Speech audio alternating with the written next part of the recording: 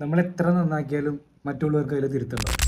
Not everyone likes everything we do. അത് പറയാൻ കാരണം നമ്മൾ എത്ര നന്നായിട്ട് എത്ര നല്ല കൈയക്ഷരത്തിൽ എഴുതിയാൽ പോലും മറ്റുള്ളവർ വായിക്കുമ്പോൾ അവർക്കതിൽ തിരുത്തലുണ്ടാവും. അതുപോലെ തന്നെയാണ് നമ്മുടെ ലൈഫ് പറയുമ്പോഴും നമ്മളത് എത്ര നന്നായിട്ട് ജീവിച്ചാലും എത്ര നന്നാക്കിയാലും എത്ര നല്ലതാണെങ്കിലും മറ്റുള്ളവർക്ക് പുറമേ നോക്കുമ്പോൾ അവർക്ക് തിരുത്താനുണ്ടാവും. അതുകൊണ്ട് തന്നെ ഒരു പരിധി വരെ ലൈഫിൻ്റെ കൺട്രോൾ നിങ്ങളുടെ കയ്യിൽ തന്നെ വേണം. ബിക്കോസ് അവർ ആറ്റിറ്റ്യൂഡ് ഡിറ്റർമൈൻസ് അവർ ആറ്റിറ്റ്യൂഡ്. നമ്മളെങ്ങനെ ജീവിക്കണം, നമ്മളെങ്ങനെ ജീവിതത്തിൽ മുന്നേറണം, നമ്മൾ എന്തിൽ ശ്രദ്ധ കേന്ദ്രീകരിക്കണം എന്നൊക്കെ തീരുമാനിക്കേണ്ടത് നമ്മളാണ്, നിങ്ങളാണ്.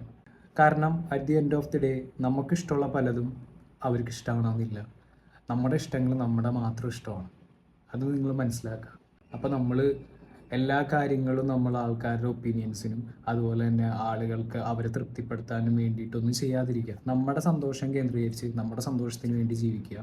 അതുപോലെ തന്നെ എന്തൊക്കെ പ്രശ്നം വന്നാലും എന്ത് മലമറിക്കണ കേസ് വന്നാൽ പോലും ഒരു ഒറ്റ മൈൻഡ്